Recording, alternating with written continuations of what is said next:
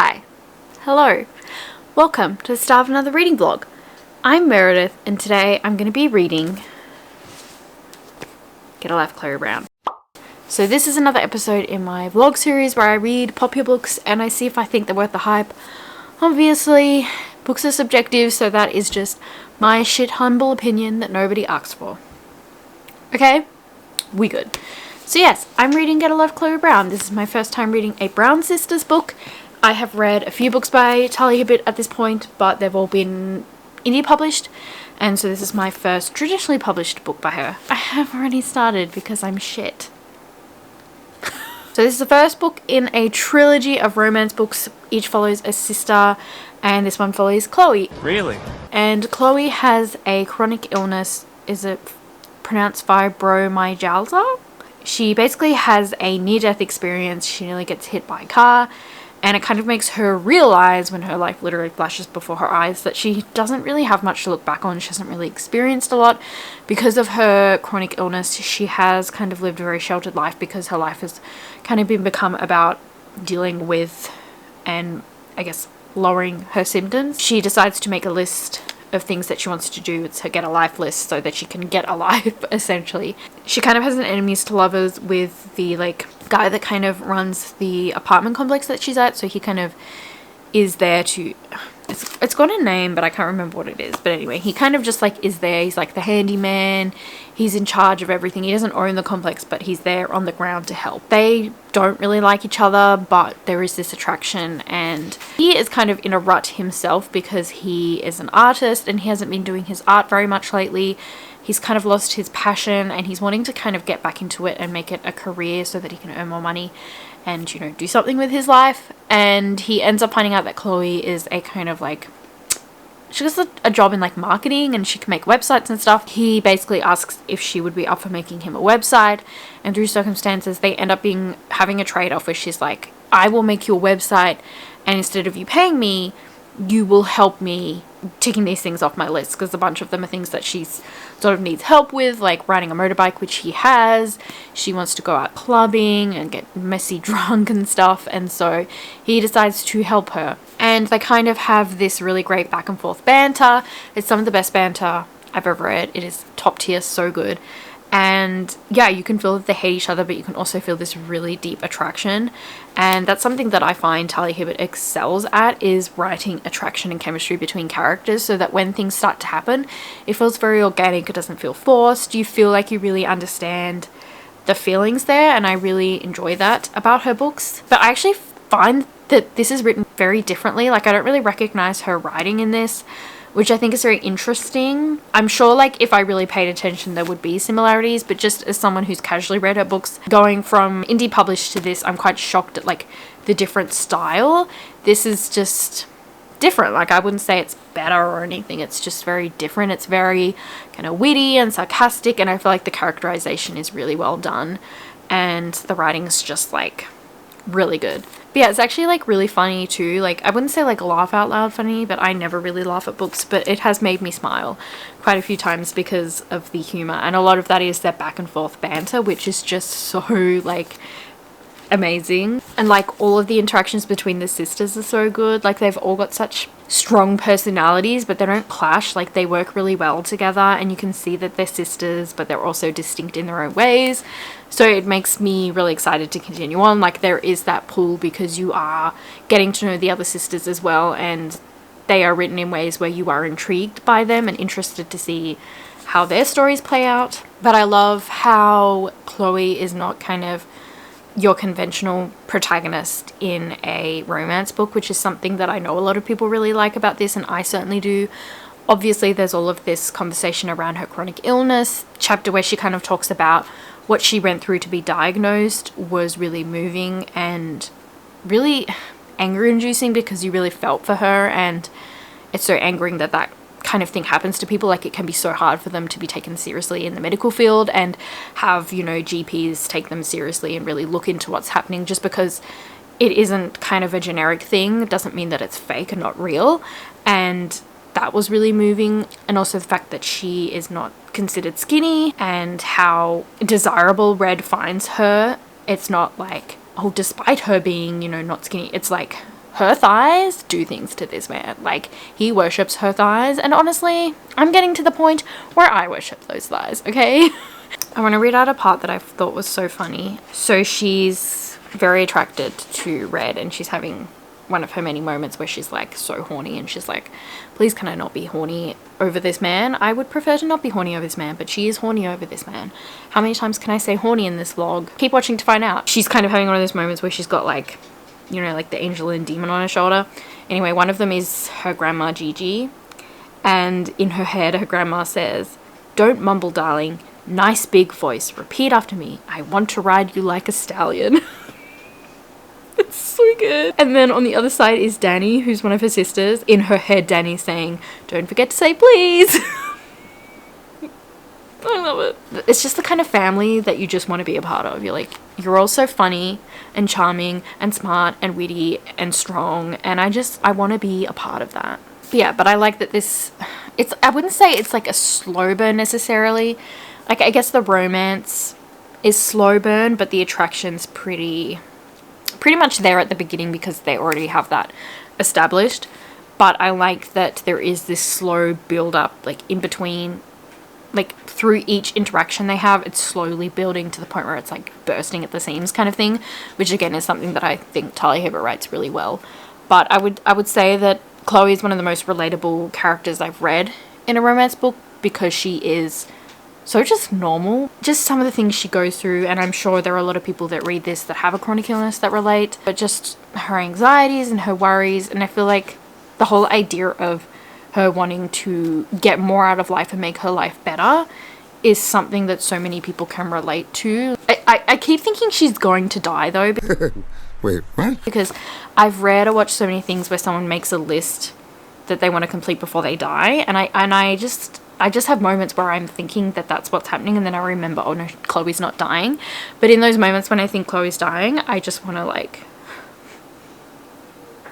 is there no good in this world? I don't really have many critiques. One is that something that happens to me with romance books is when there's like this external plot line and it's not being fully like addressed, or it's not really progressing, because obviously it's a romance book, so the story is about the romance. But when there is this established plot, I often just like get frustrated that it's not being explored, even though it's like, Meredith, no one's reading this for the plot, people are reading this for the dick, okay? But I still can't help but feel like the plot isn't progressing. It's so weird. Like, there'll be scenes where they're talking about her list, but then they get sidetracked and do other things, and it's building their romance, which is fine, and I enjoy it and I love it, and that's why I'm here. I'm here for the dick, okay? Just want to establish that. But I kind of just like get frustrated a little bit, and I feel like it lowers my enjoyment just a tad, because I'm like, yeah, but I want her to progress her list as well. It's like, this isn't like a contemporary fiction, Meredith. This is a romance. That's something about this, is sometimes it does feel a bit contemporary fiction-y, but I feel like once things really start getting heated and we start seeing the dick, although we have seen the dick a few times, but you know what I mean, once things actually start happening when it comes to like sexual content. Why am I always so weird when I talk about sex in books? I feel like nothing I'm saying is making any sense. I feel like some scenes are just really dragged out. Like, I'll just be shocked that we're still on this kind of thing. Like, I do feel like this might be a bit too long. Like, the scene where she's in the tree with the cat was hilarious and probably my favorite scene. It was such a delight. But I feel like that was so drawn out, and just like some of their conversations, I just feel like they need to be cut off earlier. But honestly, I don't often sit and read a romance book without like an audio or anything. Like, mostly I consume romance through just audio. So that might just be a thing that's in all romance books, and I just don't pick up on it because I'm normally listening to it while doing other things. So maybe it's because I'm just sitting down and focusing fully on this that I'm noticing that. But either way, it's something that I have picked up on and noticed. But, you know, it's not like a devastating thing. I'm not like, oh god, I hate this book because some of the scenes drag on a little bit too long.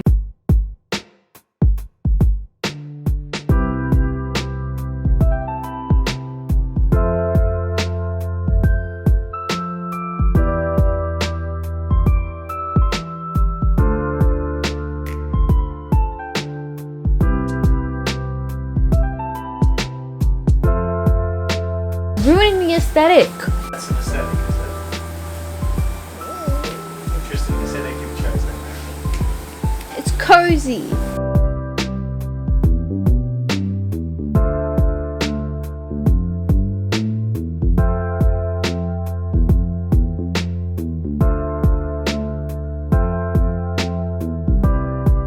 Look, okay, I'm channeling my inner Mrs. Potato Head today.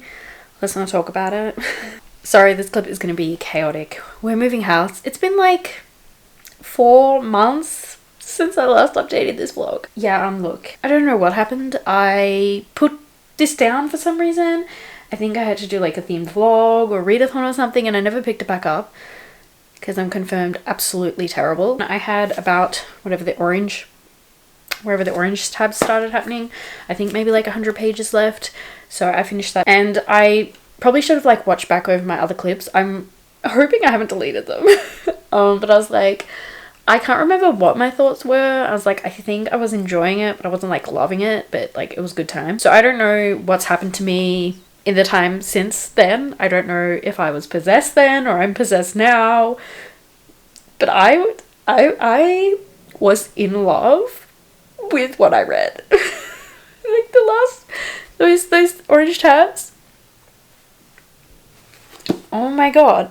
5 stars, incredible, brilliant, the best thing I've ever read. Well, exaggeration, but you get what I mean. Like, really good.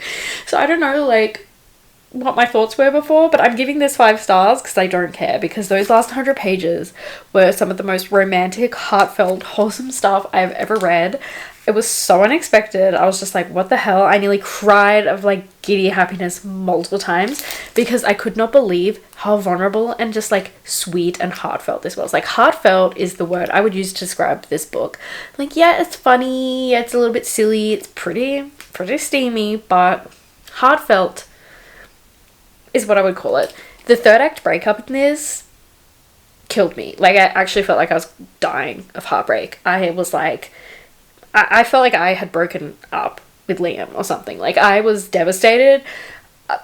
I was listening to some really emo, intense music at the time. Maybe that enhanced the mood. I don't know, but I was like having a crisis. I actually think it was a really good third act breakup though. You felt it because it was so relatable and intrinsic, because it was based on fear, anxiety, literal, due to past relationships and abuse and trauma. Like, the fear of being brave, and when you think that you're being treated wrong, protecting yourself becomes like intrinsic and the only thing you can do.